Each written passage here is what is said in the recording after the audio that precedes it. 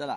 राजन साळवेंनी काल पक्ष प्रवेश केला. अजून 2 माजी आमदार सुद्धा शिंदेच्या शिवसेनेत जाणार असं काल उद्या देखील एक माजी आमदारचा पक्षप्रवेश रत्नागिरीमध्ये होणार. काल उदय सामंत यांनी भाकीत बोलवलेलं आहे. कोकण मधली तुमची ताकद पूर्णपणे कमी करण्याचा तुम्हाला कोणी म्हटलं की राजन साळवी हे त्या पक्षात गेल्यामुळे ठीक आहे, आम्हाला वाईट वाटलं की ते आमचे फार जुने सहकारी होते. त्यांना पक्षानं 3 वेळा आमदार केलं, त्यांना पक्षानं नगराध्यक्ष केलं, त्यांना पक्षात अनेक महत्त्वाची पदं मिळाली. पण माणूस सत्ता गेल्यावरती जो तडफडत राहतो याला आम्ही शिवसैनिक म्हणत नाही. स्वतःला ते शिवसैनिक समजत होते ना बाळासाहेबांच्या कडवट. बाळासाहेब अनेक काळ सत्तेशिवाय राहिले आणि त्यांच्याबरोबर आम्ही सगळे सत्तेशिवाय राहिले. आमच्या स्वप्नातसुद्धा नव्हतं की आम्ही कधी आमदार खासदार होऊ.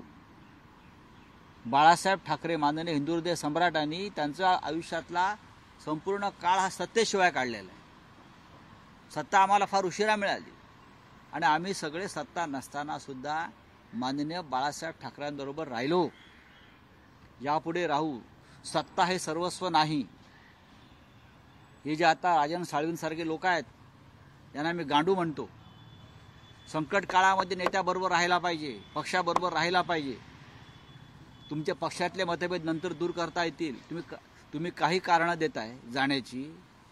तुम्हाला पक्षानं तुम्ही राजन साळवी आज जे दिसताय राजन साळवी म्हणून तुमची किंमत आहे ती शिवसेना या 4 अक्षरामुळे.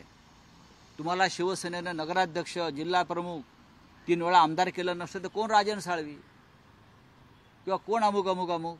आम्ही कोण संजय राऊत कोण.